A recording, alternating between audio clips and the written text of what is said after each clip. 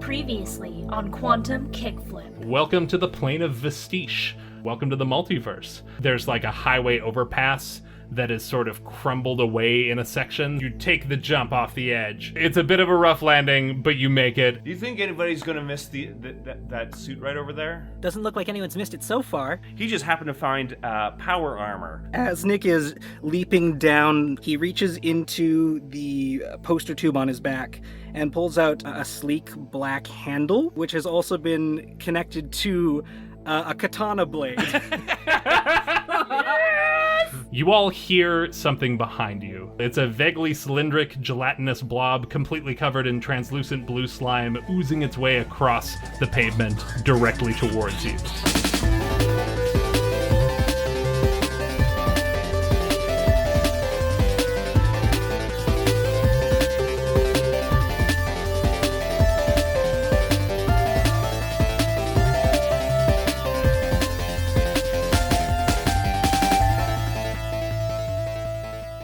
Hey everybody, welcome back to Quantum Kickflip. We are on episode 3. How's everybody doing? Well, let's go around the table real quick and introduce ourselves one more time, starting with Dave this time. Hi, I'm Dave Ray, and I'm playing Chester Capone, the grit, the down on his luck person from Philadelphia, Pennsylvania. There we go. And next up, let's talk to Glenna.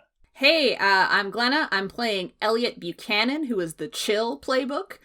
She's an aspiring singer-songwriter. Amazing. Hey, Michael. Hi, I am Michael Vetsch. I will be playing Nick Lowe, the Smarts playbook. He is the young, sprightly, anime-obsessed boy. Beautiful. Laena. Hi, what's up? I'm Laena Anderson. I am playing Angus Franklin, who is the Guts playbook. Angus skips school to smoke cigarettes. And finally, let's hear from Liam. Yes, my name's Liam. I'll be playing Lake Marzden. She is the Heart playbook, and she's just, a tall, awkward teenage girl who loves slug blasting, in spite of the troubles it causes her. Aw. All right, but you all know all that. You've listened to our first 2 episodes, and you're here to hear the epic conclusion of this run. When last we left our characters, they were in the plane of Vastiche, which is sort of like a post-apocalyptic wasteland with a crumbling cityscape and magenta sand dunes and just thick layers of smog.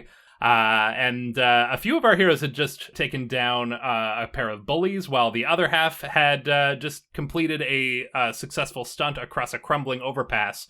But no sooner had they finished that stunt that a gigantic slug oozed up out of the pavement behind them, sort of materializing into their field of vision, and started heading straight for them. Exceptionally fast and presumably exceptionally deadly. And that's where we're going to pick things up with our heroes. I want to check in with Lake and Angus and Elliott, who are up on that crumbling overpass. You guys just made it across. You're feeling pretty good about yourselves. It almost went bad for you, but then it went real good, and everyone across the overpass on the other side is applauding for you. You've also got Jason and Kabir, the other 2 wannabe slug blasters, are on the ground at your feet. I'm assuming they've dusted themselves off a little bit, but they're still their pride is a little bruised. But they're not worried about that right now because they have also seen this giant monster materializing. What do you guys do? Normally I'd yell run, but running's kind of out of the question. It's a whole thing clearing this gap.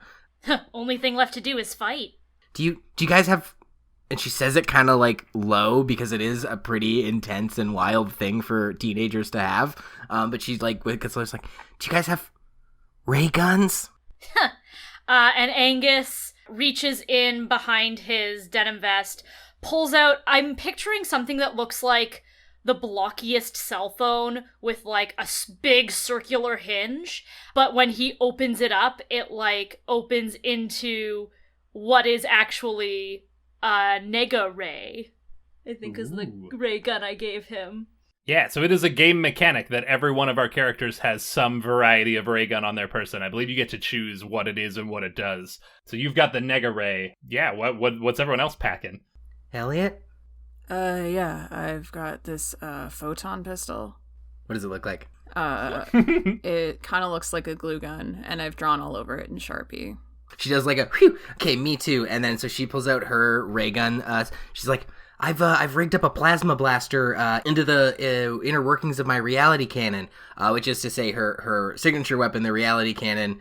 Within it has one of those little compartments that you would, if you think of like an old arcade machine, like a House of the Dead, the ray gun holster is on the side of a bigger gun, and she pulls it out like a House of the Dead gun, and it even looks like kind of chunky and plastic because the rest of the reality cannon has like arcade machine aesthetic. So Angus clearly looks bemused, and he kind of scoffs, and he's like, kind of like using a lighter attached to the side of a flamethrower, isn't it?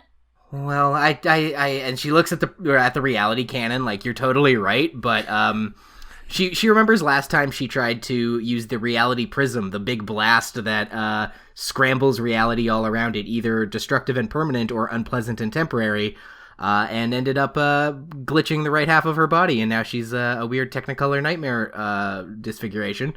I would describe that as unpleasant and permanent. So she's a little hesitant, and she's like, I mean, yeah, but also, ray gun. Well, your funeral and ours, I guess. And then Angus points and fires. So the way that stuff like this works in Slug Blaster, often we keep track of goals that you're trying to do with what are called progress tracks, which essentially, if you've ever played like one of the Tony Hawk Pro Skater video games where you have to collect all the letters of the word skate, heavily inspired by that, only it can be any word given based on the situation. Obviously, the longer the word, the bigger the challenge. So if I'm reading the situation correctly here, you want to kablooey this slug, yes? Is my word kablooey? No, your word is slug. I'm okay. Being easier on you here. So the word slug is up on the board. That is how many like successful offers you're going to have to complete in order to take this thing down. And yeah, so you've pointed your ray gun. You're going to fire. We're going to need a roll for that. Are you adding anything to that roll? Are you using any of your playbook abilities or your weapon abilities?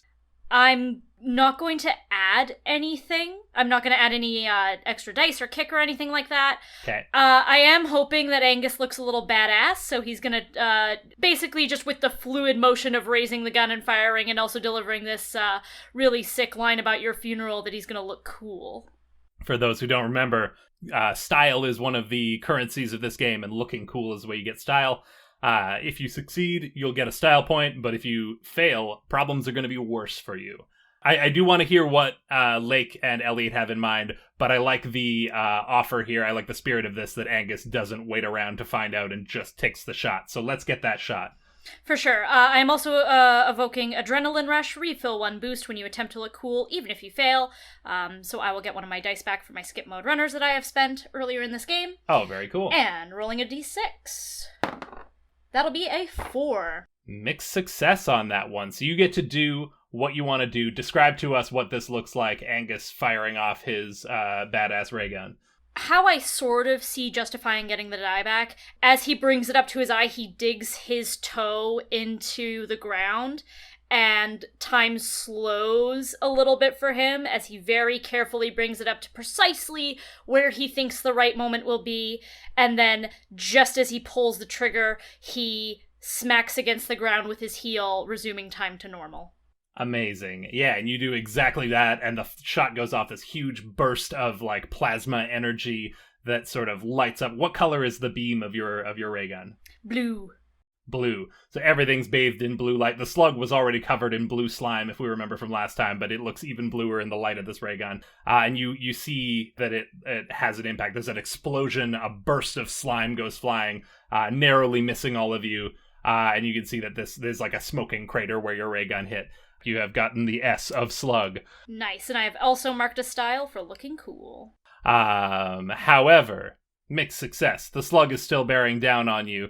And you guys realize that you do not have time to get off another shot before this thing is on you. You need to get out of its way. It is a wide freeway, like the on-ramp that you're on is wide enough that like you might be able to maneuver around it with some effort.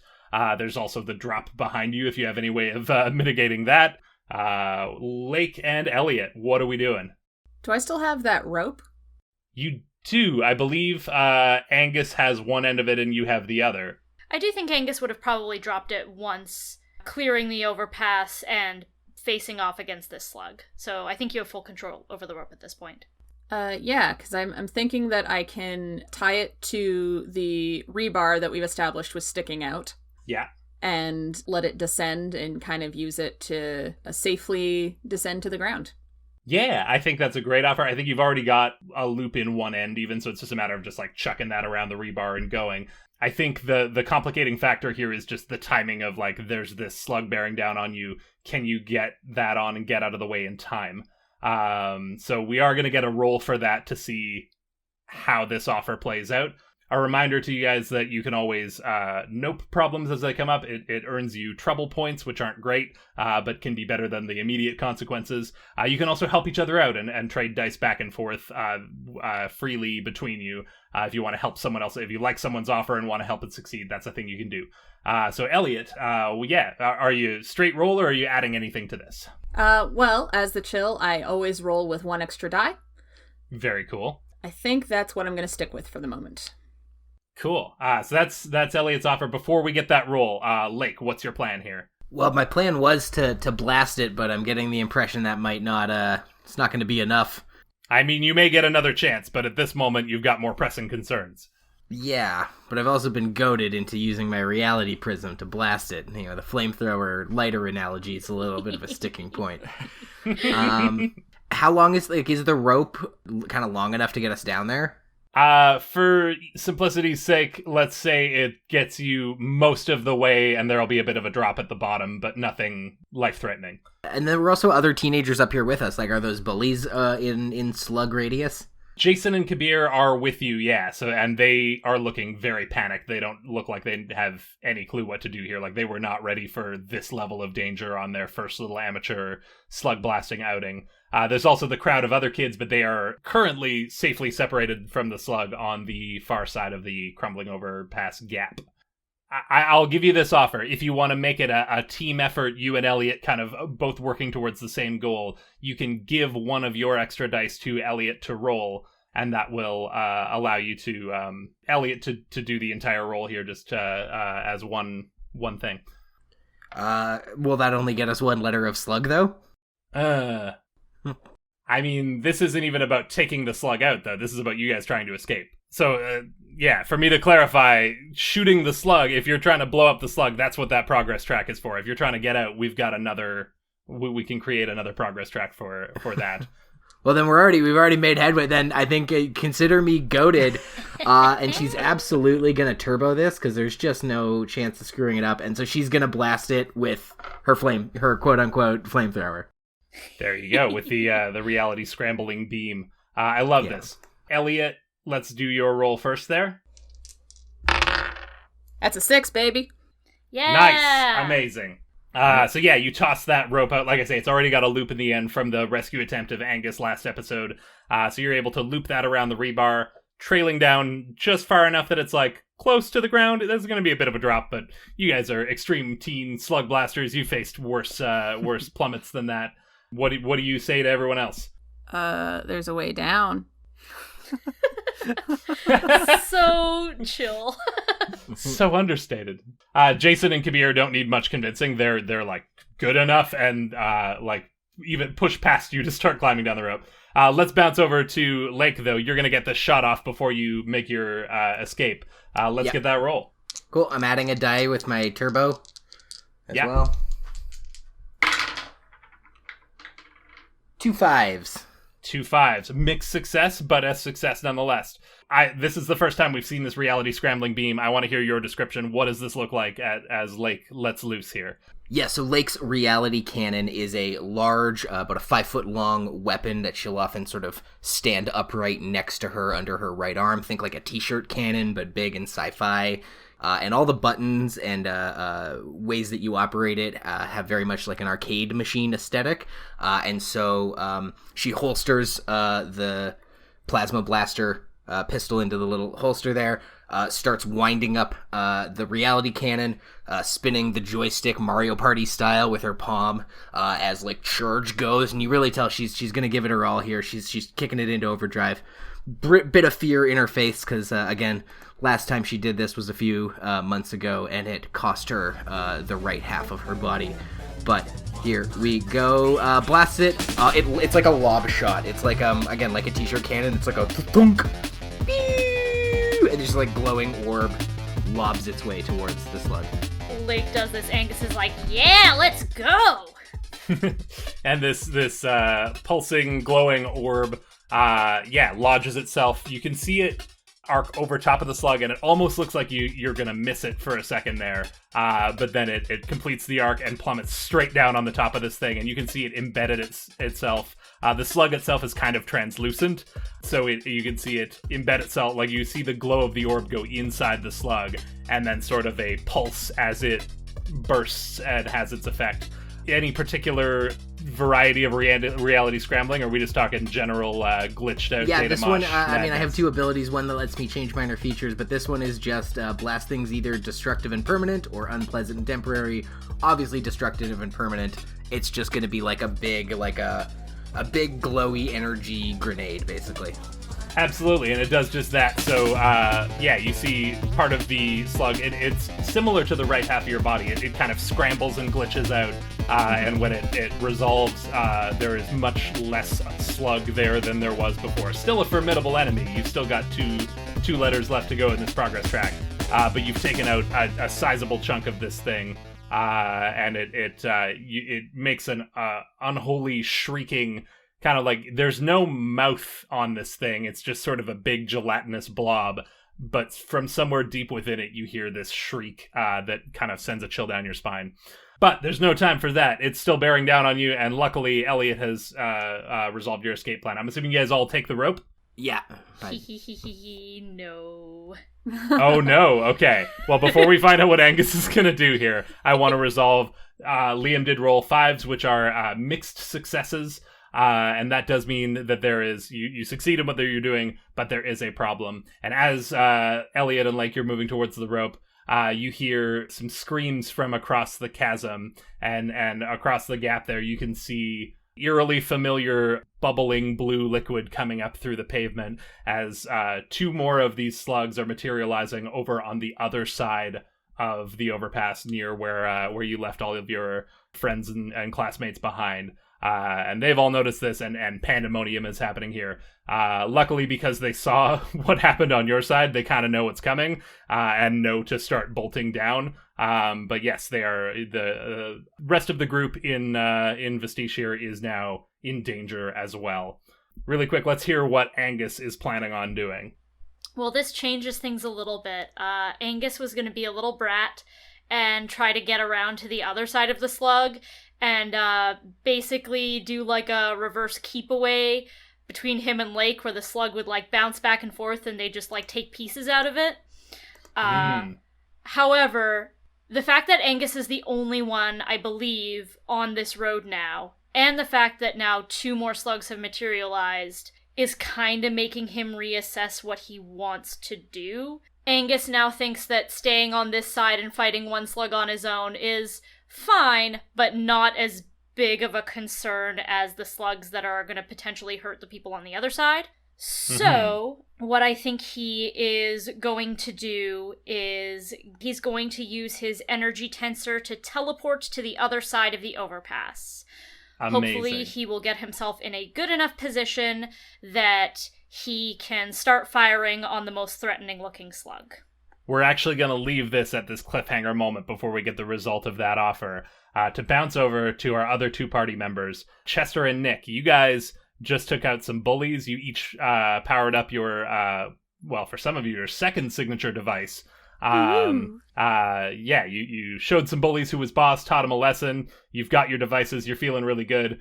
At which point you started hearing the screams coming from the top of the overpass. I'm picturing you guys, you're on the ground level, as it were, which is still like the 12th story of these buildings because it's all filled up with sand in between. In like the streets are just sand dunes. But yes, you are outside of the building now, looking up, seeing the scene ahead of you. What's happening with Chester and Nick? have we seen the other two slugs up here? Yes, I think from your vantage point, you can see everything that's happening. So you've seen one come up, you saw Lake fire off the shot, and you know, this is playing out in real time. And then you've maybe heard the screams on the other side, and maybe aren't entirely sure, but you can make a pretty good guess that there's more of them approaching. Well, that doesn't seem like the party that we left behind. Oh no, yeah. Looks like they need our help up there. How much salt do you have on you? None? It's probably none. I don't typically pack salt. Oh, okay. I was hoping that you Ever. would say like a lot.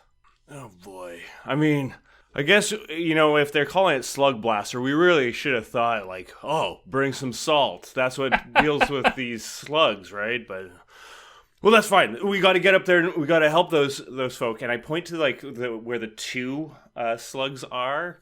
So Chester's planning to make his way up there. We can leave it there. You're running your way up. Nick, same basic idea. Yeah, I'm wondering what's the quickest route up to the top there? Like, would it be, like, do we have to kind of go all the way around to get up the on-ramp portion of the overpass? Or is there a way to, say, go up the side? So I think we had established last time that there was sort of like a curved on-ramp that goes up, and then this crumbling gap in the middle of the overpass. And so you've got some people on one side with the ramp going down, some people on the other side that extends off into the distance. I'll say there is, because you're in sort of the crumbling city portion of Vastiche here, that there is an office building that is, you know, crumbling and leaning at a peculiar angle as previously established, that is close enough to that the side of the overpass with the two slugs that you could potentially make the jump across, but it would take you some time to like get up the staircase and whatnot. Would it be faster than going the long way around? Possibly. Might depend on how your rolls go. I was just going to say, if there are any sort of support struts underneath the overpass, with my Rift Ninja sneakers, using the anti-negative friction outsoles, I might be able to run up that. Oh, to sort of cut some distance instead of having to go all the way around. It'd still Absolutely. probably take some time, but...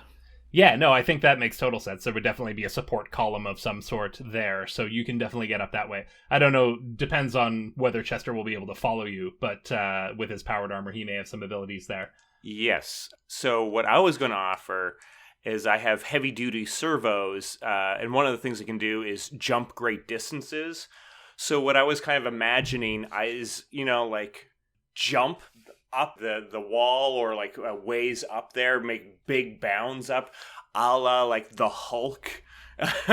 Just being able to like latch in with the big gauntlets and launch for myself from there, keep kind of bouncing up off the walls or like various things. Perfect. Let's incorporate that building then. If you, I'll give you this offer. If you want, I think you could do one of your big Incredible Hulk jumps partway up the side of this leaning office building, and then a second Incredible Hulk jump ricocheting off of that to redirect you back onto the overpass. You could sort of parkour your way up onto the top of this thing. And then, Nick, you've got your support strat that you can run straight up. I love all of these offers. That's beautiful. Let's get those rolls. Why not? And let me know if you're trying to look cool, if you're adding extra dice using any of your abilities, if you're adding extra kick using any of your abilities. I want to boost dice and also boost kick. Amazing. Because I know that this is like more of an impossible kind of a scenario, so I'm like, I'm probably going to have to push these things to the limit. And I'm doing that through my device, and of course I'm going to look cool. How do you not look cool is my question. It would be very hard-pressed to not look cool. I mean, the way you don't look cool is you roll a failure on this, and that remains to be seen. We're going to get another progress track going here, because it seems like a lot of you have a similar goal, which is to save your classmates. Classmates is a very long word. We're going to go with save. I'm liking these 4-letter words. They're my favorite. Okay, let's get those rolls from Nick and Chester. Okay, so I rolled turbo. That's the extra dice, and I'm adding the kick. My first roll was a 1, but the second roll was a 6. So There you go. That's the entire reason we do the turbo. Yeah. So that is an unequivocal success. Yeah, I picture this as, like you say, you have this jumping ability with your powered armor.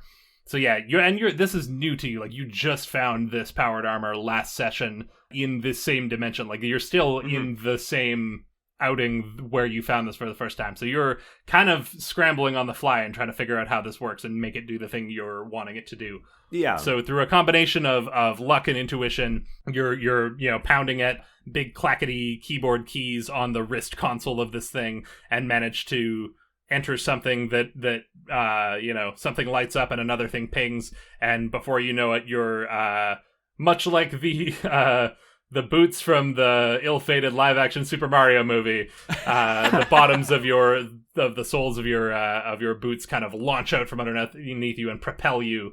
And you realize that while this is great because you're getting vertical and that's what you need, it's launching you straight towards the side of a building. And that maybe is where that early one we justify of, like, it's looking like you're about to splatter yourself on the side of an office building. Yeah. But you manage to get a leg up in front of you and at the nick of time, hit that same button again and time it just right that it launches you off the side of the building. Maybe even like do a bit of a flip and a barrel roll as you propel yourself back at a 45-degree angle and boom, land down on the top of the overpass in amongst your classmates there. And you can see now these slugs have fully materialized. They are up on the surface and are just kind of causing havoc. Most of the students have started to funnel their way down, but there are some of them that are prevented from doing so by the path of these slugs.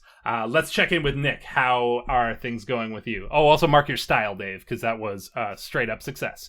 Yes.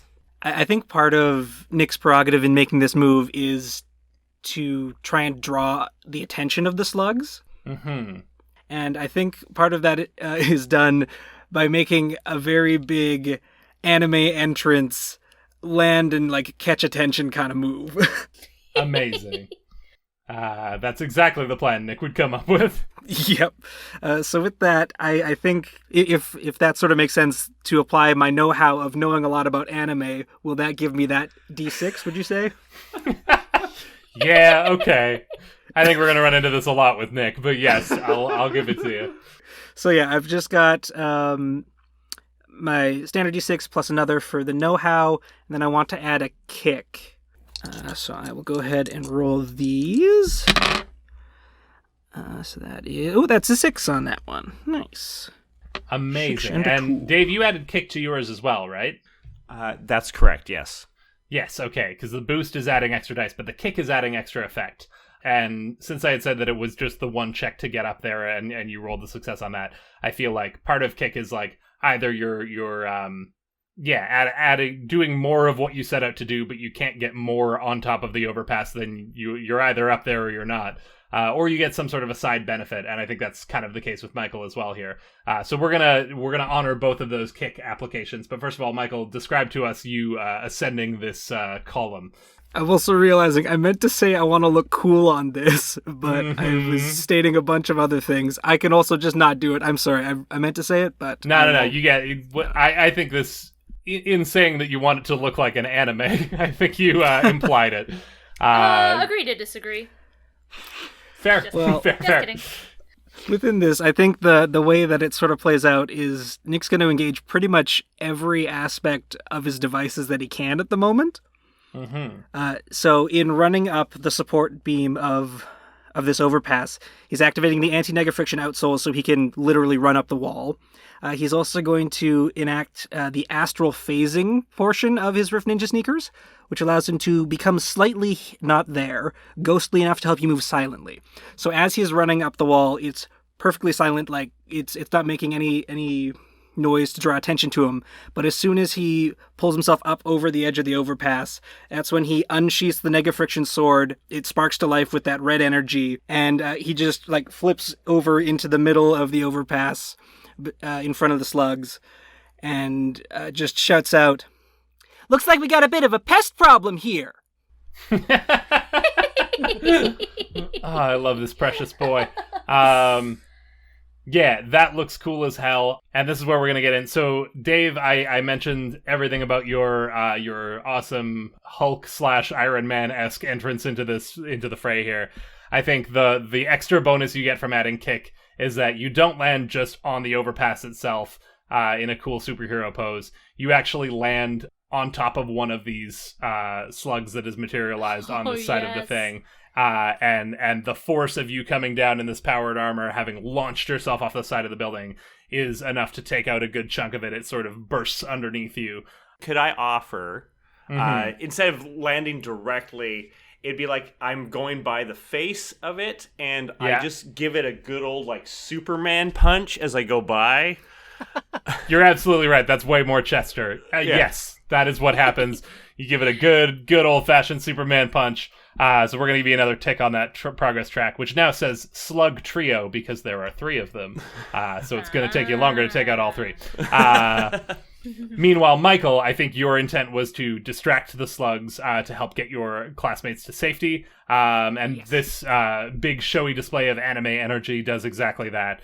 So we're going to put a tick on the save progress track as your commotion you cause draws the attention of both slugs. They're kind of not, on you, but looking your way, and that allows a couple of the stragglers that couldn't quite get past them.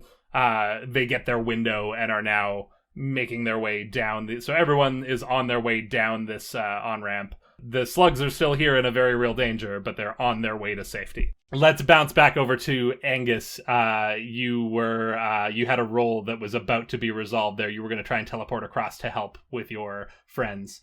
Let's get that roll. I'm gonna reuse the D6 that I had lost previously and got back through Adrenaline Rush. So I'm gonna roll 2d6 on this one and go turbo with my skip mode runners. Angus starts running. He's running towards the gap. And I roll a 6. You guys are having amazing rolls tonight. Yeah! So you're describe to us what this teleportation ability of your runners looks like. I think how it sort of looks to everyone else is like if you were to jump over a puddle. Angus runs, leaps off one end of the overpass, promptly blinks out of existence and back into existence, landing on the other end of the overpass. Yeah, I think it's that, again, that same sort of glitchy aesthetic where you sort of like, you blip out and sort of there's that residual image for a second, and then you sort of materialize back into existence, and it's got a little bit of that like bad tracking on a movie where like suddenly there's something there that wasn't before. And I think for Angus what it's going to look like, because you kind of have to see where you're going. That's part of a condition of the energy tensor. I think for him what it looks like is almost like he is yanked in fast motion across the overpass, and then it settles by the time he lands. That totally makes sense. Given everything we know about these sneakers and how they work, that makes total sense.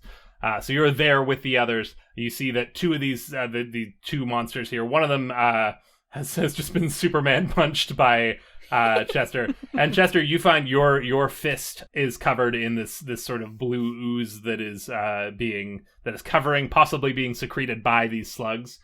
It's not sticky, it's the opposite of sticky. It's very, very like slick, which is how these things are moving so fast. They're gliding around on this sort of very frictionless ooze that allows them to just careen around at very high speeds. And so yeah, it's sort of like glopped onto your hand. You're shaking it up, but yeah, you find that you don't have any sort of grip with that hand currently. It's just like you dipped it into a barrel of oil. Okay. Anyway, so yeah, yes, there are these 2 slugs. One of them has just been punched. Both of them are currently looking at Nick because he did a cool anime intro and a yell. And the remaining students are making their way down the overpass, but they're going to need some time, and these things move fast. What do you do?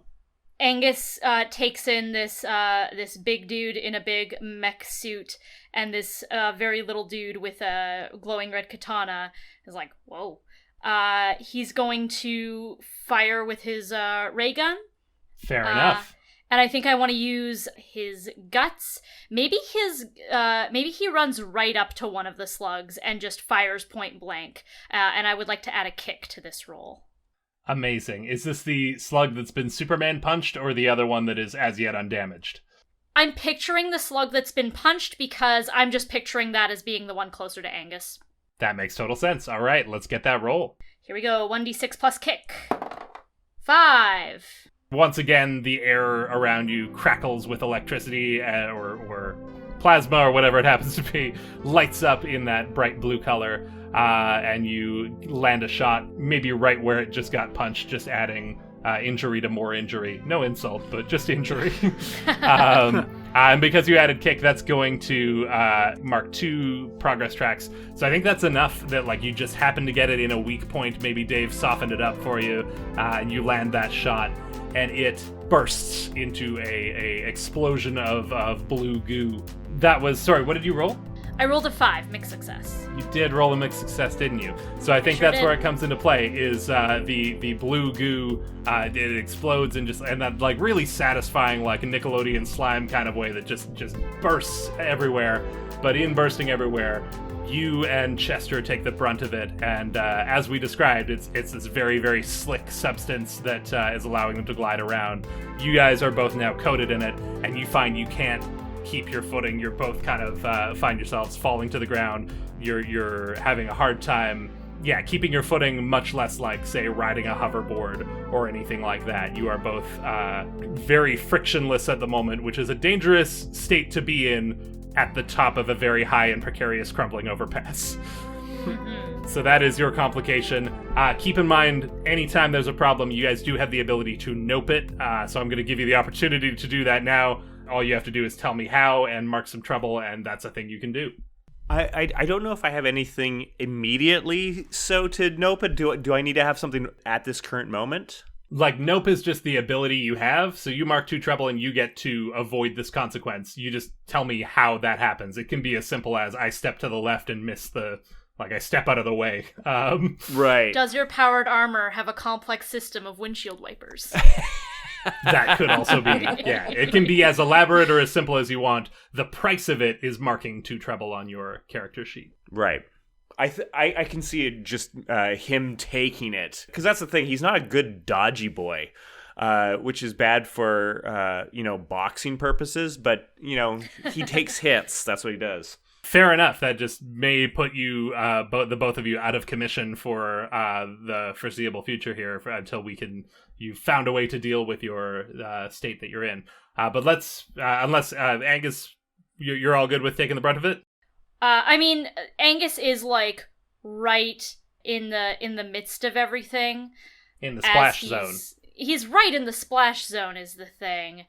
But I think I will nope it in that case. I think what he's maybe gonna do is back up quickly with his shoes. And I think he's still gonna be like kind of hit by the goo, but it's just like, that's gonna be hard to get out of the laundry later, but not like incapacitating. Yeah, it catches you across the chest or something, but it's not on your hands or feet, so you're able to kind of keep your footing. Maybe you step back quickly and like just catch it as, you take 1 step back and you're fine. You take a 2nd step back and you feel the edge of the overpass behind you, but it's just enough to get out of the way of the brunt of the blast. Whereas Chester is Goop City, baby. His beautiful new powered armor that he just got this run is absolutely coated in blue ooze. 1 slug is down. Elliott and Lake, you are making your descent. Jason and Kabir are ahead of you. They're already most of the way down the rope, and you guys are following suit. What are Lake and Elliott up to?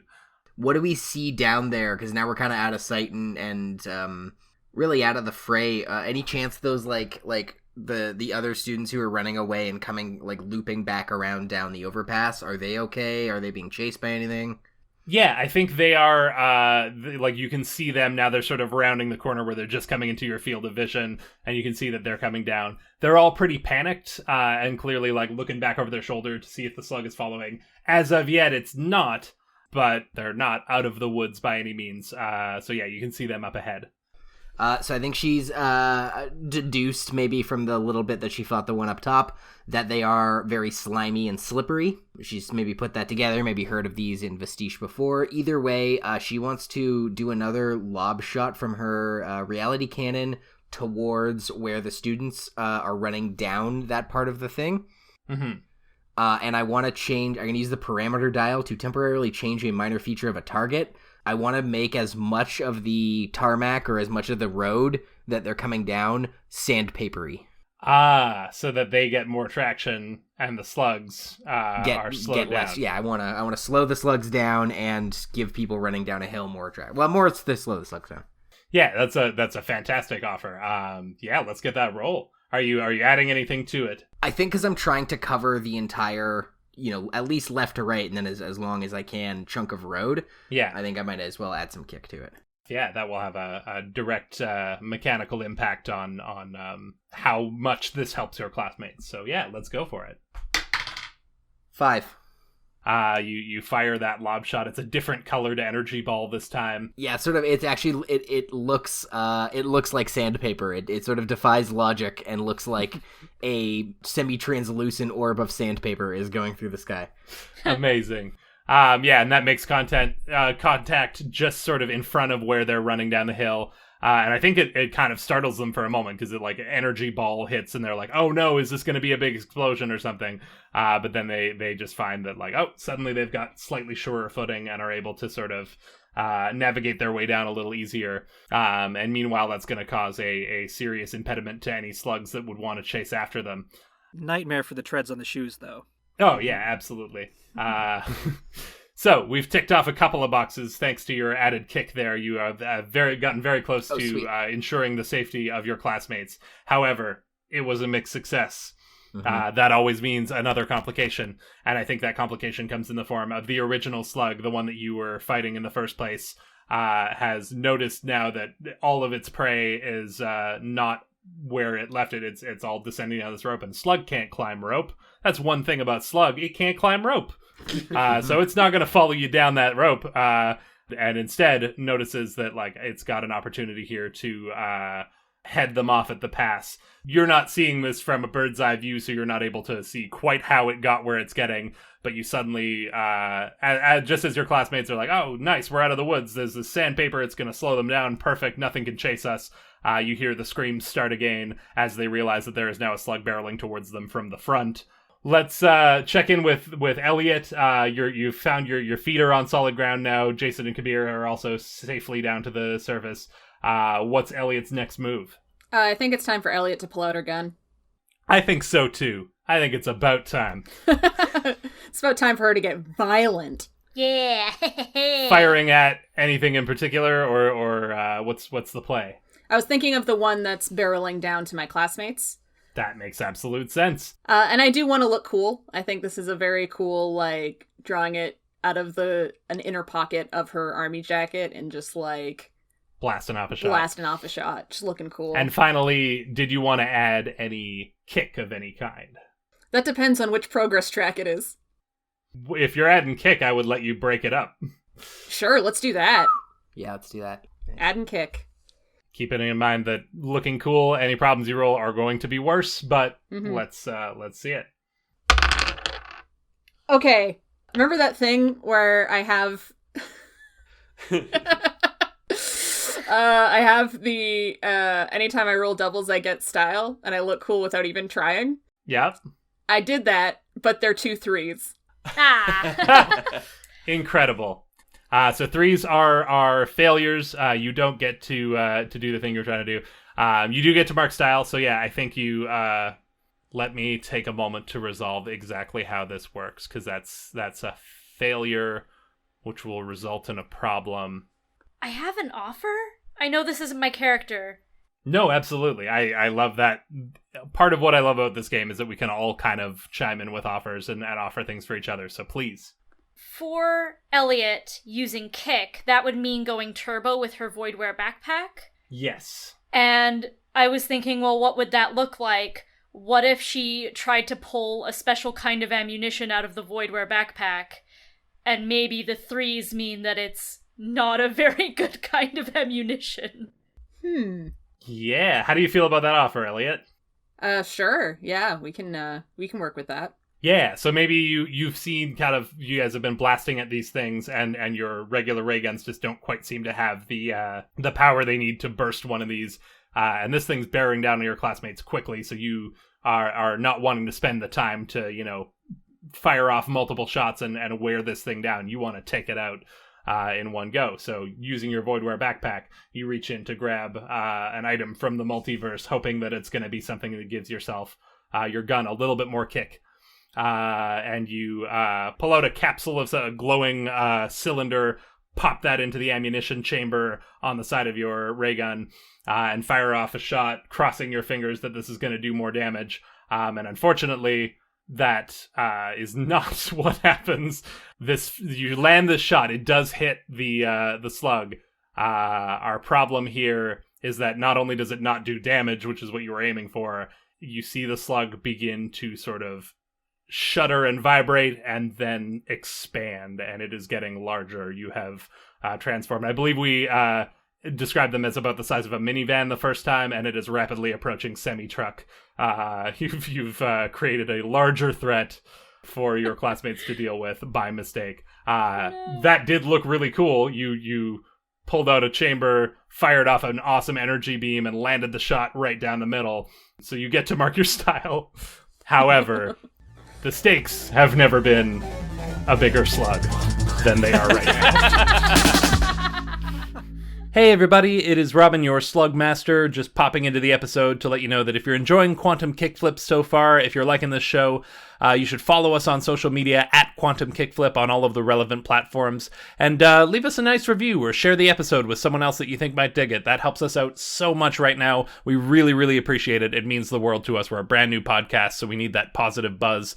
As well, if you want to see more stuff from us, we are all part of a sketch comedy group called The Debutantes, and you can find our stuff on YouTube at Debutantes Sketch or at thedebutantes.ca. We got lots of videos up there that you can check out. If you want to know more about the game we're playing, Slug Blaster, you can look it up on Kickstarter or at slugblaster.com. It's in the pre-order stage right now. It's been fully funded, so you can pre-order your copy for its release in summer of 2021. And finally, we're going to be starting a brand new run next episode. We're going to be taking our characters to a new dimension, starting a new adventure, and you can join us for that. Our next episode goes up Wednesday, May 12th. But for now, let's rejoin our characters in Vastiche for the thrilling conclusion.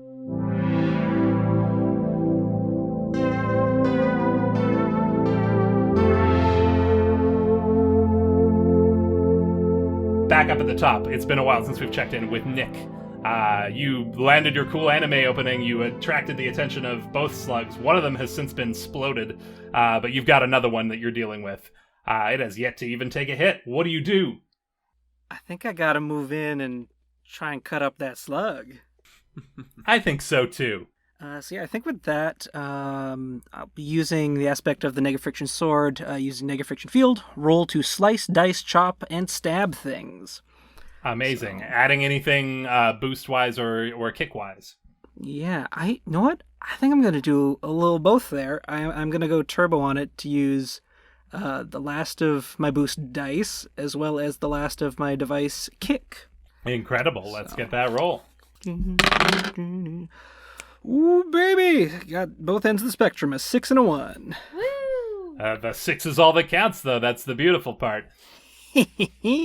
So, yeah, you move in, and you added kick to this as well, right?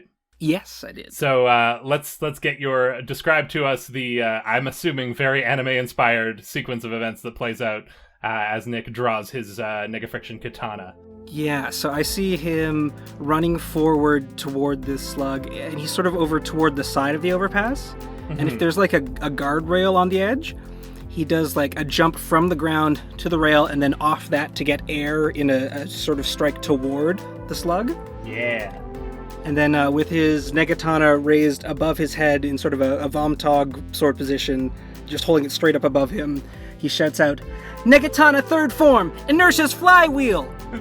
And with that, he brings the sword forward and like pulls himself into a front somersault. So he's doing like a full spin with the sword out, kind of just like saw blading himself, and spins forward into this slug, sword first.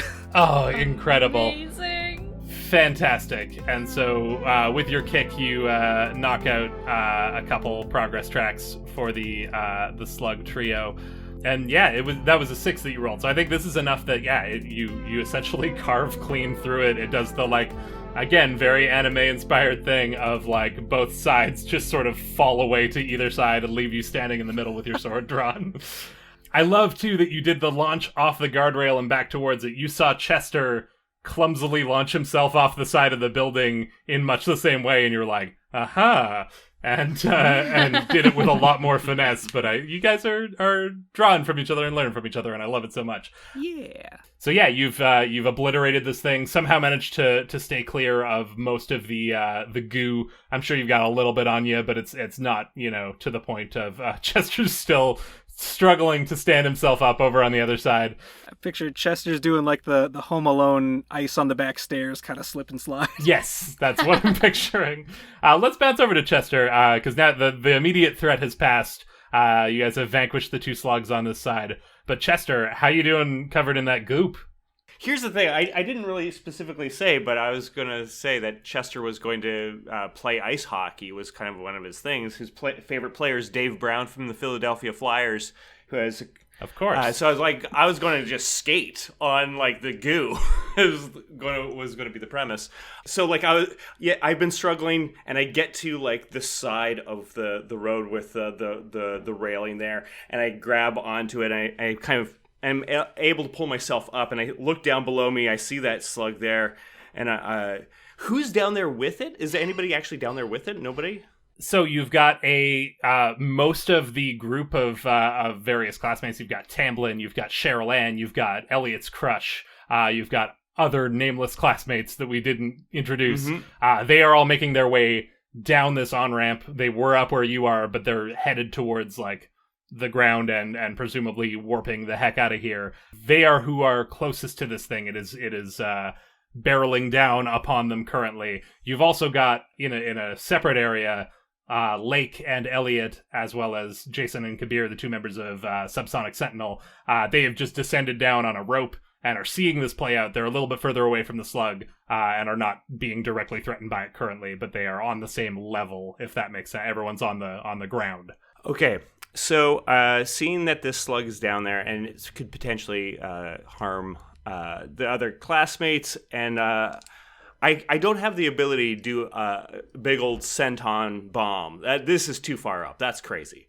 However, I think I would be able to at least have enough gumption to go over and just give a classic flying elbow a la, Macho Man Randy Savage, and just go elbow down into this thing, and hopefully the whole thing catches me underneath it. So this is all...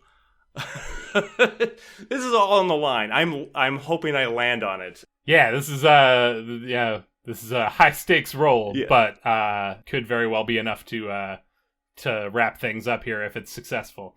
Okay, so what I would like to do with this, maybe as I'm going down, maybe there's like sensors on the armor or something, and it invokes the ablatine plates. Which is one of the things of the armor, which rolls to absorb damage, can be donned or removed quickly via an automated process. So maybe that's like helping me land, even though like I was going to do it without knowing that this thing was going to come in. So what I was hoping would be like use one of the dice, use the kick from the armor as well, use a dice from my grit. Yeah, invoke all. So I'd have 2 extra dice on this roll because I need this thing. Otherwise, I'm going to die. I feel like I'm going to die. No, that's fair. And you've got a limited dice pool, but this is also one of the if you're not using them now, when are you going to use them? So yeah, absolutely. Let's get that roll. Okay, so with the 2 extra dice and the kick, a 2, a 3, and a 6. Oh. Good thing you added those extra dice.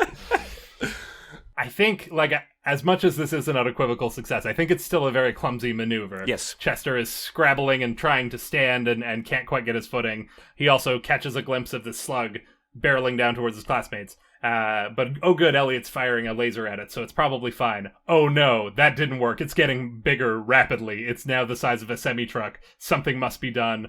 Then he says, You can't punch a turtle without breaking a few knuckles. And over I go.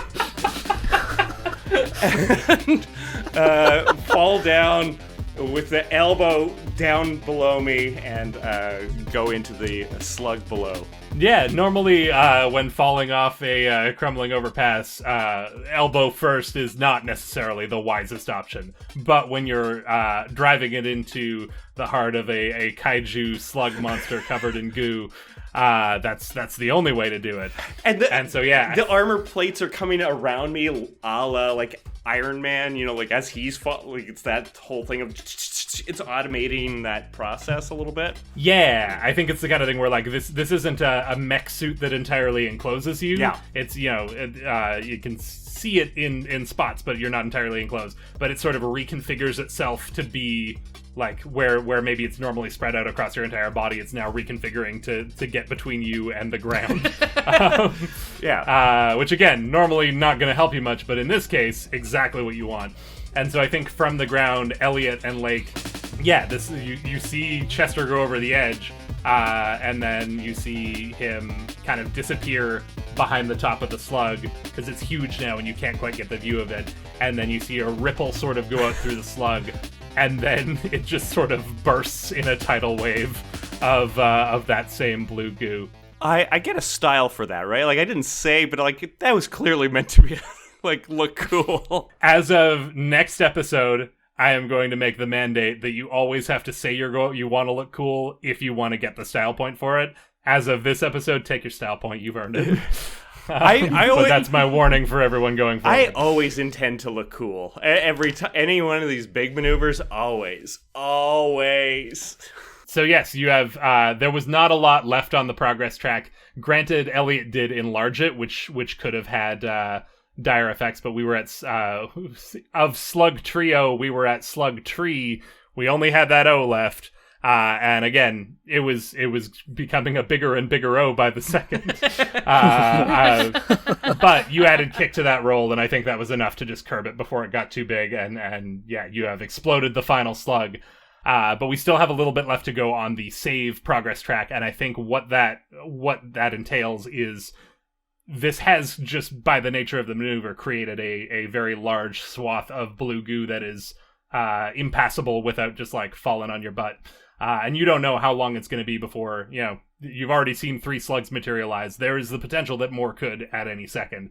So the last step of saving your classmates is getting them around this ocean of ooze to get back to the exit point. Meanwhile, Chester, we should check in and confirm that you are not dead currently, because that was a distinct possibility. But I think, it's like you basically landed elbow first on a huge water balloon, and then you popped the water balloon, but it had slowed your fall enough by that point that it was, non-lethal. You are on your butt in a ocean of ooze, and you're still covered in ooze, but the immediate threat is dealt with. Back up on the top of the overpass, Nick has just sliced his way through the remaining slug on the top of there. Chester has just careened off the edge, and Angus, you've just blipped into existence next to Nick, and you two have never actually met before. We have not. So we find these two combatants at the top of the overpass. Let's have a moment with Nick and Angus. Angus looks over at Nick and at the salami slices of slug that are all around him. And he says, "Whoa, that was sick." I think Nick quickly sheathes his negatana, does a big hand across the forehead, wipe of sweat away, and goes, "That was an amazing shot you had there." Thanks. I'm Angus. I'm Nick. How long have you been able to use that weapon? I first powered it on about 15 minutes ago. Whoa. But I've been training on my own for quite a long time now. You're good, kid. While Angus was smoking behind the bleachers, Nick studied the way of the blade.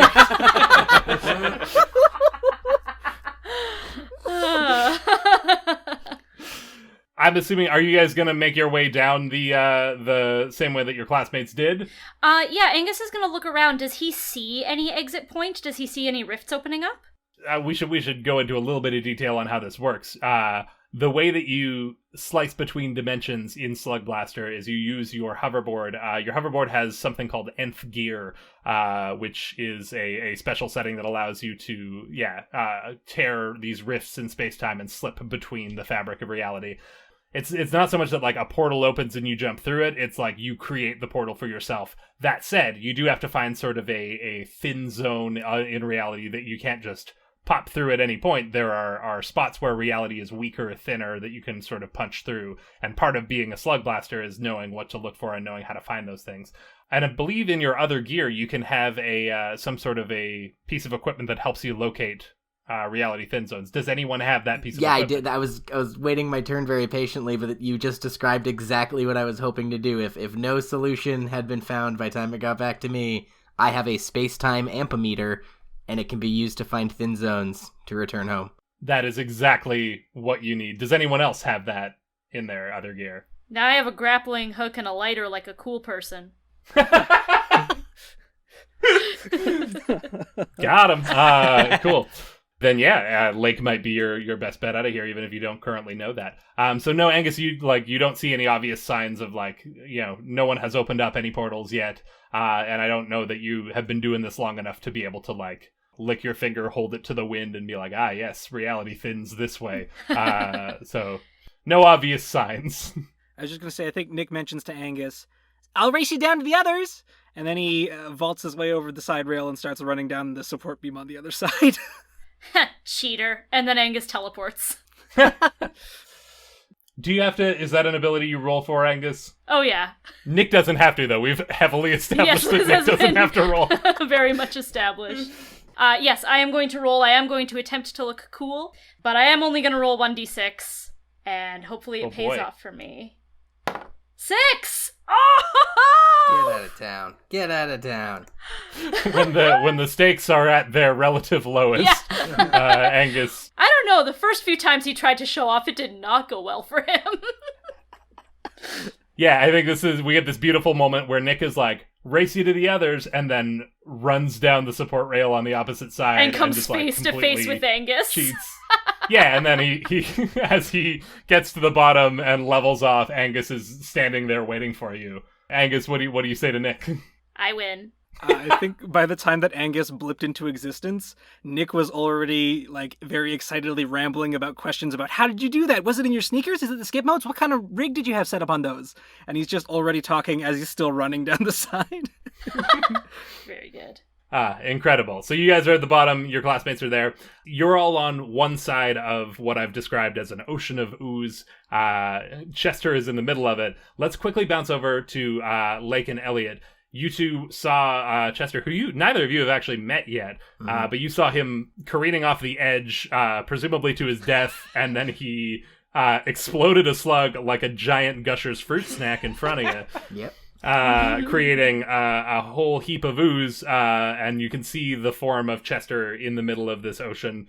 It is completely Tobias Funke from Arrested Development, just like he's blue from head to toe. What do Lake and Elliott do? Elliott, I think we need to just get the heck out of here. More of these slug things could pop up any second. I'm a bit of a Girl Scout. I packed a space-time ampemeter. Not really cool thing to pick, but it's going to be really handy now. I think I can find her a place to rip a rift, and everyone can jump through. Yeah, that sounds like a good idea. In fact, and so she's holding it up. It's like a dongle on her phone, as described in the book. It's like a extra little it's a little antenna that just goes into the headphone jack somehow.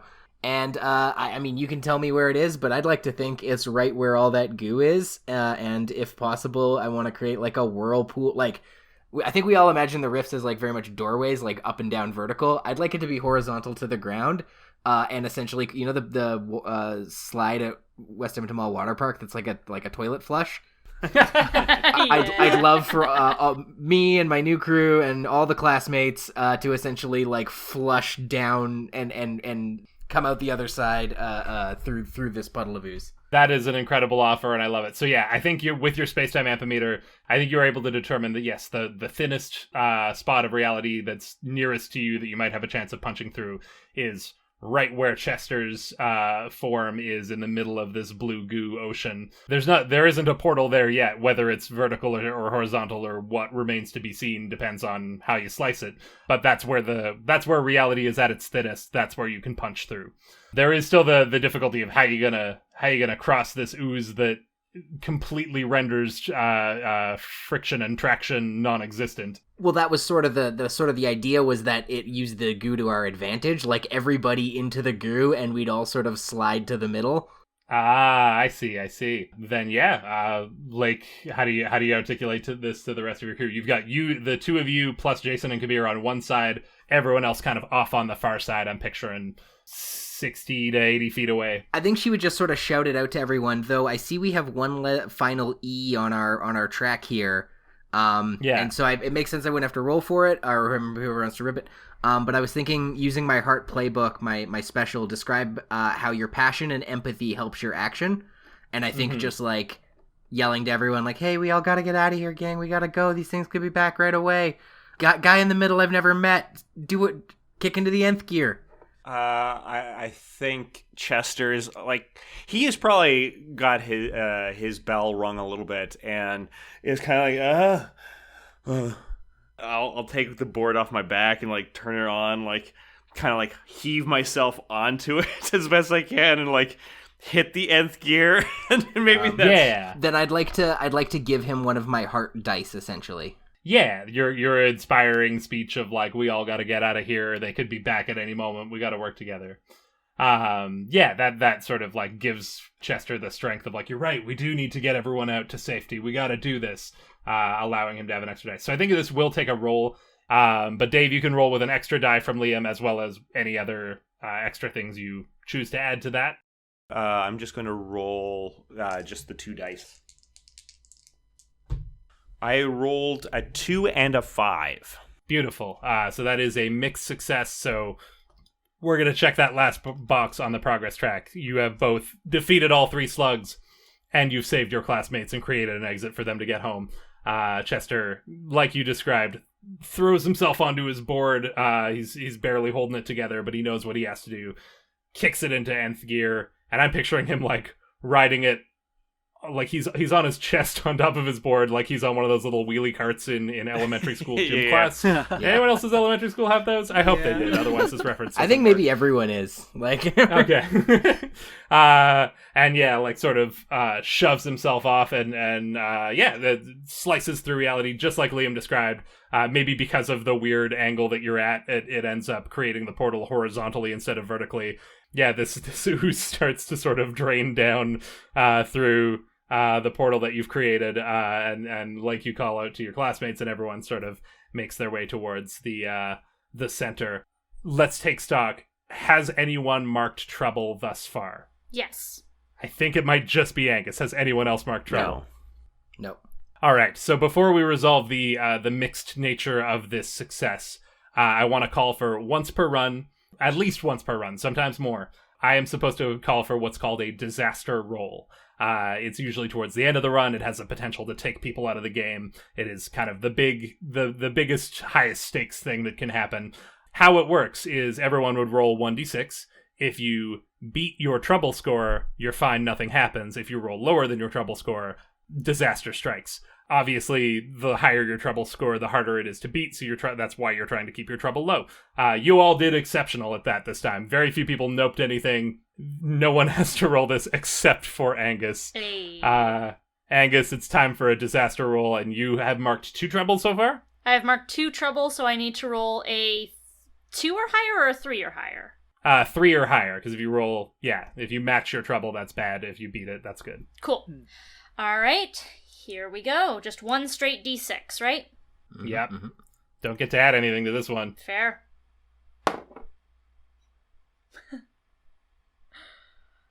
One. No. Oh, boy. We were doing so well. Of course it had to come back around. So Chester opens this portal in the center of the ocean of ooze. And like I say, it sort of creates this whirlpool effect. The ooze is funneling through. And I think everyone is able to sort of launch themselves towards the center and slide. Like you've set it up so that even if you fall on your butt, you're going to make your way towards the center and pass through the portal. And I think the mixed success of your roll, Chester, Dave, is that this opens up directly above the gravel pit party that you guys warped here from, and just empties a truckload of ooze onto the gathering of students there, and like it puts out the bonfire and it coats the Elliott's speaker system, and all the snacks are ruined. This gravel pit is just full of blue goo, as all of you sort of like from 6 feet or 10 feet above the ground just sort of like plop down and all kind of like ow, ow, ow, ow, ow, ow. Not enough to like cause any serious or lasting injuries, but everyone's sort of like battered and bruised, and everyone at the party is now covered in ooze. Even people who are. But you're home, so it matters less.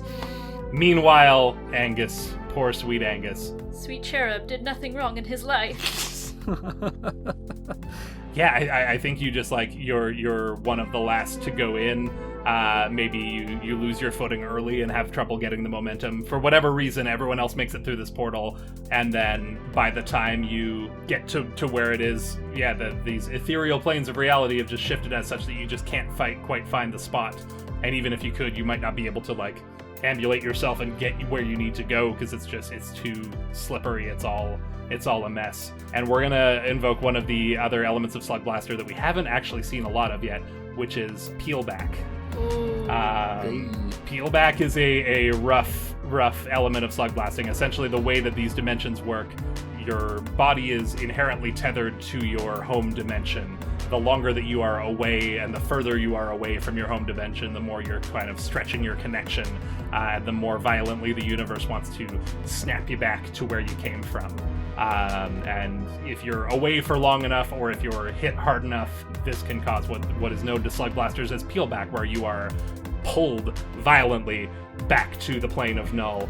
And so while you end up there with your classmates, you are essentially out of commission at this point. Like you are barely conscious and much the worse for wear. That said, you are only one dimension away from your home plane. You're and you weren't there for a particularly long time. You haven't pushed yourself to the limit. I think that, like I said, the further you get and the longer you go, the harder it snaps you back. As far as peel back goes, this is a relatively light one. Angus is gonna be okay. But this is, any chance of continuing on the party and chatting up your new friends is kind of evaporated here. Mm-hmm. So that's where you all find yourselves, is back in the gravel pits that are now this sort of knee-deep full of ooze.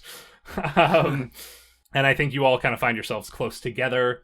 Maybe there's a moment of, wait, where did Angus go? I was just with that kid Angus, and he was right next to me, and then suddenly he pops back, and you're like, oh, thank goodness he made it through. But you can tell right away that like something's wrong here. He didn't come back the same way the rest of you came back. Angus? Is he gonna be okay? Wake up. Hey. I think what Angus is actually going to do, because he's like barely conscious, probably feeling pretty faint, massive headache, existing hurts a lot right now. Yep. So I think what he's going to do is start tapping his heel into the ground and cradling his head in his hands. And he's just going to speed up the rest of the night as fast as it can go and curl up into a ball and try to wait this out and shrink the waiting time as much as possible. So to everyone else, I think he's just got his head in his hands, glassy-eyed. Maybe he tries to say, like, I'm fine, but he isn't even trying to keep it up, so it sounds super slow and super slurred, and he just seems completely out of it. As after I kind of, like, I'm wiping off the goo and I can see that, Angus is having a hard time, I might reach into my own pack and, like, open up my first aid kit. That is one of the things I have, and I, like, see what I could do. I'm like, oh, boy, this This looks really bad. And tries to fiddle around, maybe get some Advil, but it's hard to feed it to Angus because Angus is like skipping time. So it's like, He tries to take it and just ends up knocking it clumsily out of your hand. Hey, okay, well, I want to try to look after Angus a little bit, like try to stay with him because you get banged up hard. Oh boy, that's a rough day. Yeah, I think that sort of draws you. You know that what that feels like, and so you kind of form a bit of a connection there. Despite the fact that you all came there separately and you all came there for your own reasons, like Nick and Chester, you were sort of working together. Lake and Angus were working together. Elliott got pulled into that conflict, and then Angus sort of jumped the gap. So you're all familiar with each other at this point, and you're all kind of crowded around Angus as he's collapsed there. And I think as you're sort of trying to comfort him and figure out what to do, you start to hear your classmates around you. Like the first few minutes after coming back through the portal were, oh my god, I'm covered in goo. Oh my god, my shirt's ruined. Oh, my mom's gonna kill me. Oh, this is awful. Hey, what happened? Who put the bonfire out? Ow, my elbow. I hit my elbow on the way down. That kind of stuff.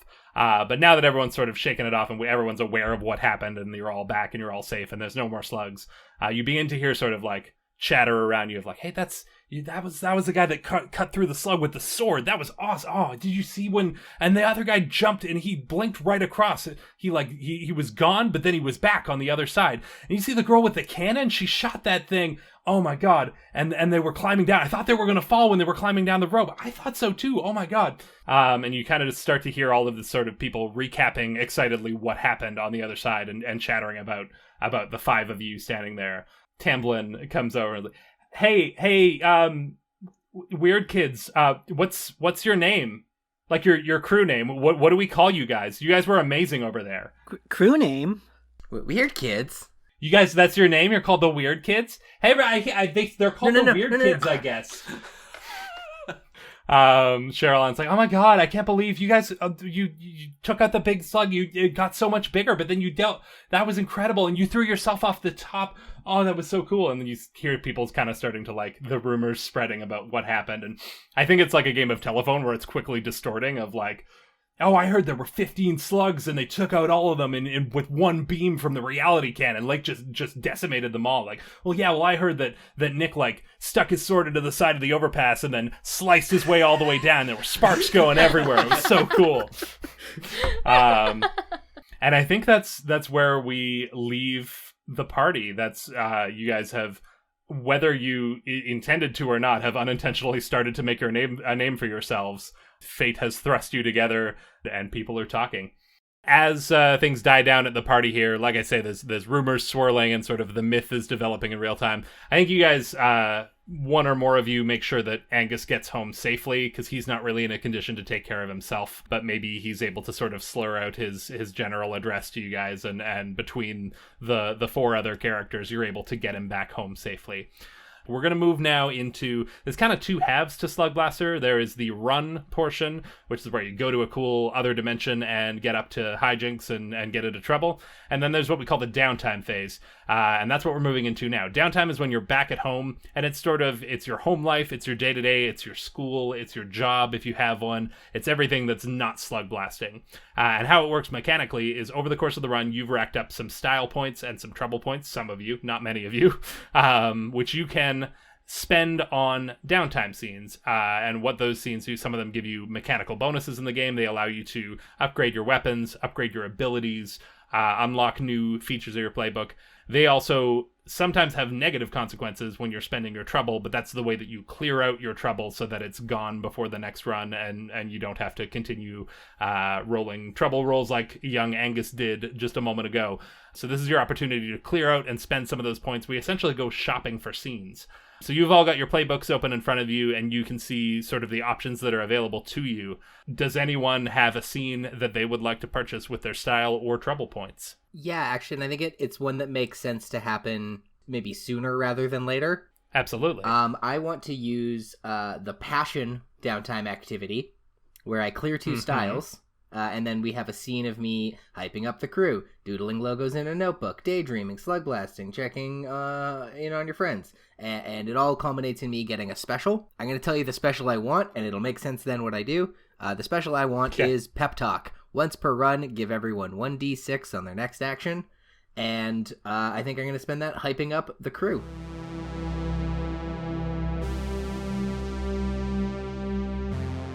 I think it's on the walk home and we all sort of end up in lockstep. I'm definitely with Angus because I'm one of the ones he had the most interaction with this session. Gang, everyone's calling us the weird kids. We really should maybe not have that stick. You really don't. Look, let me tell you, you don't want to get a reputation for things. I mean, that's why I'm called Glitch Girl. And next thing you guys are all going to be like the Glitch Crew or something. I don't know, but now we're all the weird kids.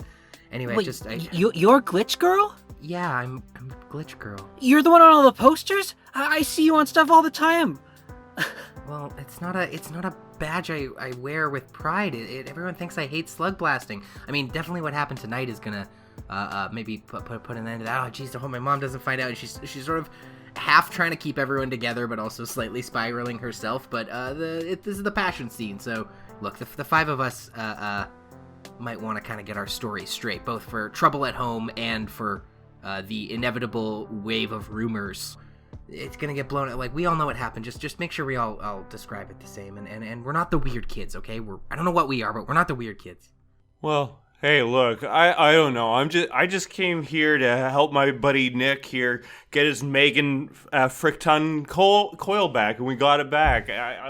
And by the way, I'm full on carrying Angus with my my suit of being able to easily carry Angus by myself, cradling him in my arms, kind of a thing. But yeah, I wasn't planning on joining slug blasting. You know, I came here to Canada to play some hockey, and this is how rumors go. You're tied to us now, Buster. You did amazing out there, Chester. Oh yeah. I think you could really, really be a great member of this team. I think you've got a lot to offer. Yeah, I mean, the way you totally just slammed into that slug was pretty awesome. Hey, thanks. Thanks, guys. But, I'm not really good at the whole, hoverboarding thing. I thought that was a kind of a key thing that you need to be able to do, Well, I mean, you obviously proved yourself pretty useful here. I mean, I feel like we each have our own unique thing we bring to the proverbial table. Hypothetically, of course, if we were some kind of team. Like a hockey team, but for slug blasting. Yeah, sure. Like you're the defense, right? That's a hockey thing, right? I remember from Ringette that there's a defense and then offense. Oh yeah. I could. It's just like Dave Brown always said. I was never skilled, but I work hard and I can fight. So that's me in slug blasting. Yeah.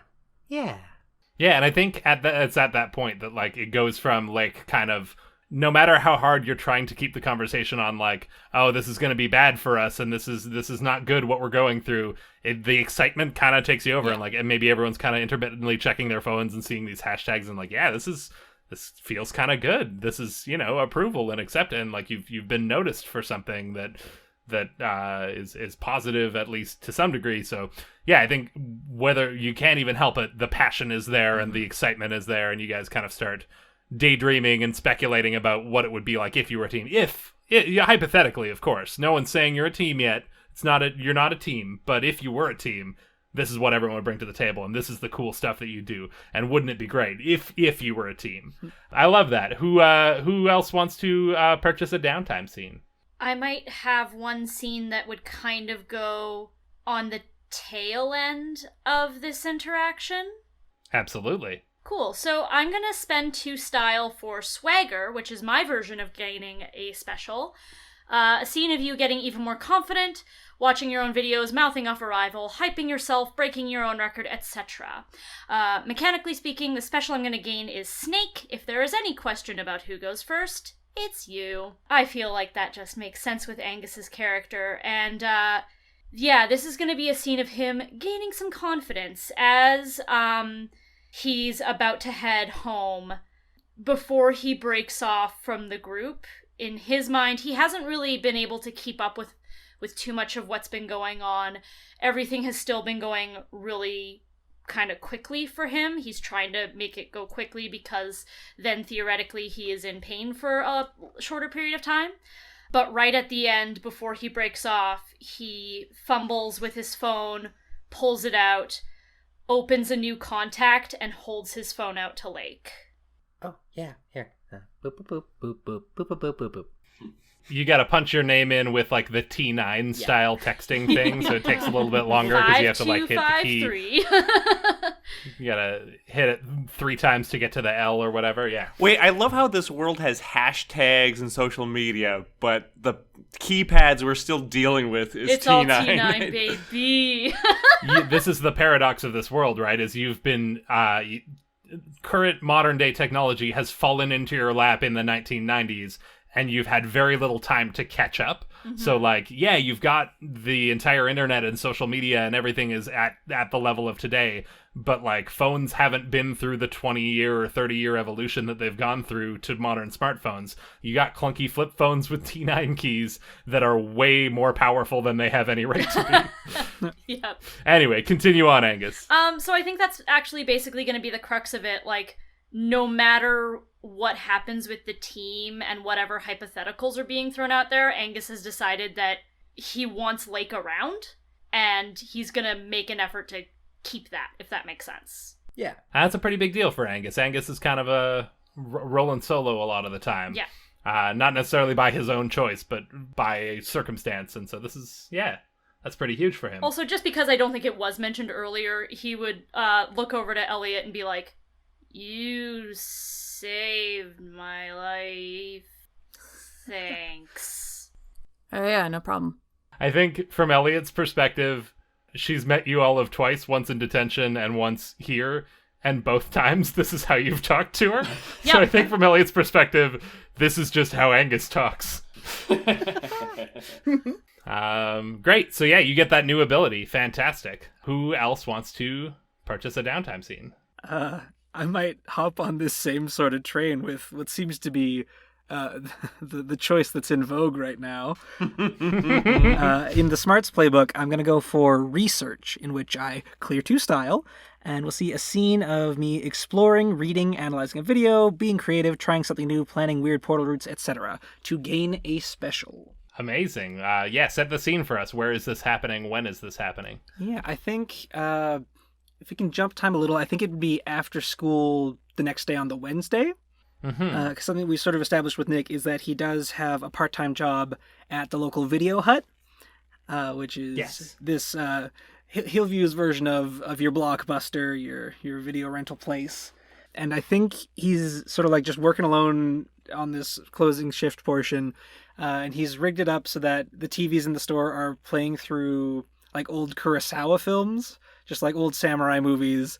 And he's got, since there's no one else there at the moment, he's got his Negatana out, and he's like moving along to the stuff that he's seeing on the screens. And it's a combination of like running around the store, sort of fake combating against the gumball machine. In between that, he's like tweaking with the sword on the back counter. And this is all sort of building toward the special, actually read the manual.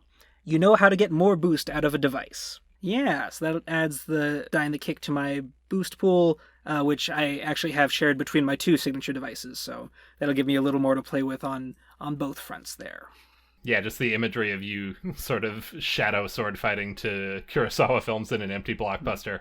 And maybe someone comes in and I have to try and hide this katana behind me.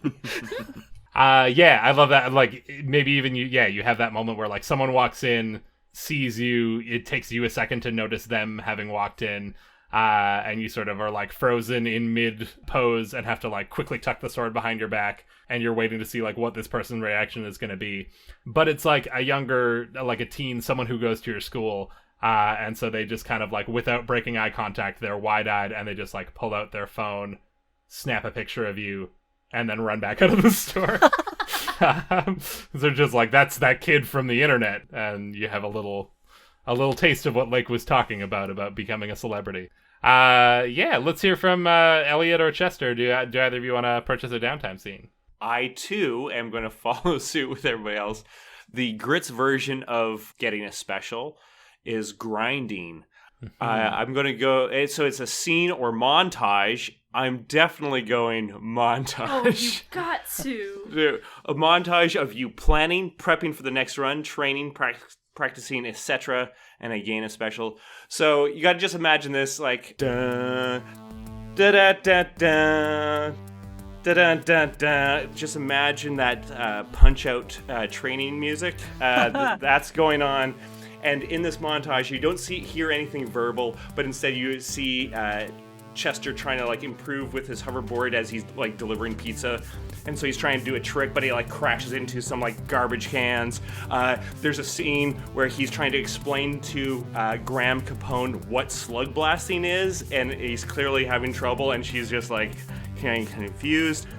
Okay, so it's not that you're actually blasting slugs. I mean, I did blast a slug this last time. Well, you know what I always say about slugs. You gotta keep throwing salt on them until they die. But I didn't have salt last time, but I'm gonna have salt in the future. I'm gonna be prepared. Well, that's the next half of the saying, dear. You throw salt on them till they die. Make sure you carry salt. There's like maybe a scene where like my dad is like kind of yelling at me for breaking through the fence. Look at that fence. I don't have time to be fixing that fence. You're gonna get out there first thing Sunday morning, Buster, and you're gonna fix up that fence, put it right back to the where you found it, or so help me, I'll have your badge. Sorry, old police habits coming in, but you know what I mean. Of course, Dad. I was gonna threaten you with more work, but that's redundant. Just go fix the damn fence. Well, I'll try, but you know my carpentry work is kind of shoddy, but I'll try. And then, yeah, there's other scenes of, like, me, like, punching, like, just a big slab of meat in the freezer of the pizza place that I work at. I don't know why we butcher our own meat in our pizza place, but we do. Punching a ball of dough on a counter? Yeah. Yeah. Like the ground and pound that UFC people just get. All of this goes up together. I actually wanted to get a different skill, but frankly, this montage lends itself more to specifically no pain, no gain, Mark II trouble to get an automatic 4 or 5 result on an action without needing to roll. That's fantastic. I love your commitment to character there. That like, yeah, that's exactly what that montage is building towards. Yeah. So. And finally, let's bounce over to Elliott. What downtime scene are we doing? You know what? Let's keep on brand for today. Let's just vibing. As seen you just being you, playing video games, chasing butterflies, sleeping, reading in a hammock, whatever. Early level ups all around. Yeah. Yeah.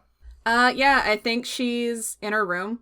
She's laid back on the couch and got her guitar hooked up. It's an acoustic, but it's got a pickup.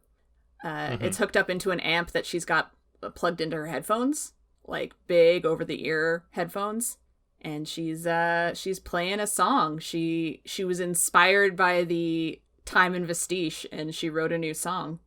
Incredible. I think, yeah, there's the image there you have you with your headphones on, this amp that is permanently stained a bright shade of cerulean blue from having been the speaker system at the party. It got splashed. And so it still works, but it's bright blue on one side forever. And as we watch, Elliott starts to play the new song that she's written. Death-defying, heart-pounding journey through the air, exhilarating, white knuckles stunting here to there. Gravity's got nothing on us. Gravity's got nothing on us. Deep bubbling blast of goo, it comes up through the ground.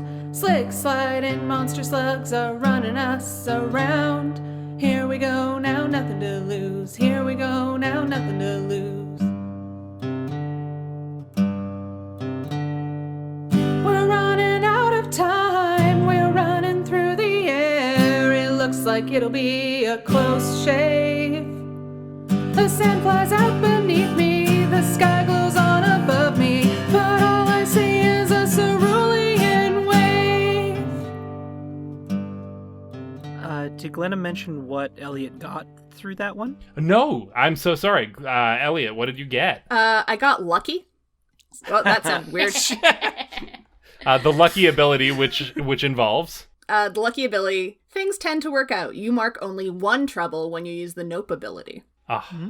That is a powerful... You're shaping up to be one of the most mechanically over OP players in the game. Mm-hmm. So yes, does anyone have either another scene?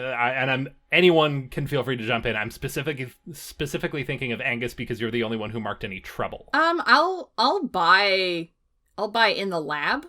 Tell us about In the Lab. In the lab, clear one style, remodel phase arrays, solder on scram units, modder potentiometers, print an expanded chassis, order a new plasmic lens, gain one component. Incredible. So components in this game we haven't really talked about, but in the same way that some of our players here have leveled up their playbook abilities by playing out certain scenes, if you want to level up your device and unlock new things for your weapon to do, you do that by earning components. There are coils, there are discs, there are lenses, and there are gems. And depending on what you want to purchase and what upgrade you want to make, you might need multiple of any combination of those. So what is Elliott what component are you gaining here? I'm going to get a coil. All right, and kind of give us a quick description of what the scene looks like of you souping up your Voidware backpack. I think it really is her. She has a new patch that she wants to sew on. Fantastic. What does it say? It's a patch that says, "I don't have time to blow your mind right now." Oh.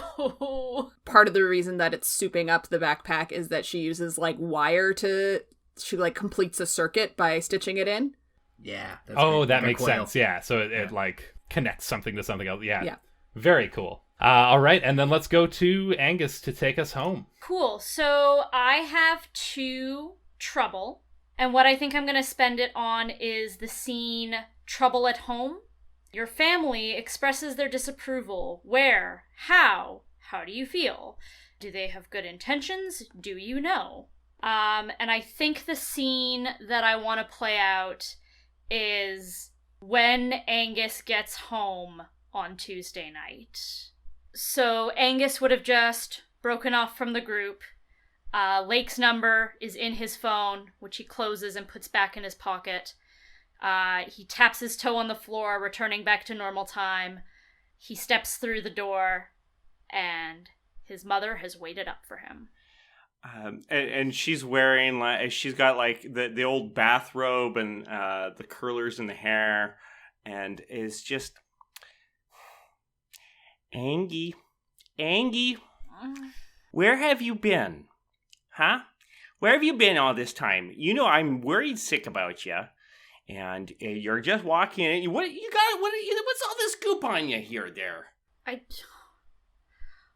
went out after school with some friends. And where did you go? To some sort of goop factory? I'm Angus. This is your first day at school there, and you come walking in late on a school night, nonetheless. And you're covered in goop. The vice principal called and said you were you were in detention. Angie, you know how important it is that you do well in school. Yeah, I know. And yes, Mom, I know. Can we not do this right now? I think we do gotta. Look, I know you don't like me coming down hard on you. You know that you don't like it, but you know I'm trying to get better at laying down the law. You know, and you can't keep doing this. Otherwise, you'll have to come back to homeschooling.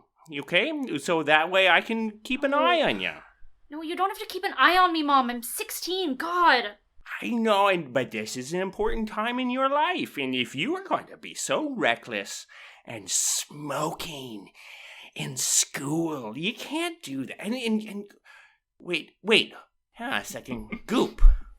What? Were you out there slug blasting out there? No, I wasn't. Ah. Ow, my head. Aye. You okay there? Aye, Angie, are you okay? No, don't touch me, Mom. Oh. And I think that's where we leave the scene of, like, his mom's trying to be the stern parent and lay down the law a little bit, and that's frightening. But what's even worse is when she gives into her nature and immediately starts mothering him and babying him again. And Angus likes that even less than the disciplinary mom. Yeah. She wants to get him some children's Tylenol and here's a Flintstone tablet. You there? Those things cure anything, even peel back. So I think before we wrap up this episode, we see one final scene.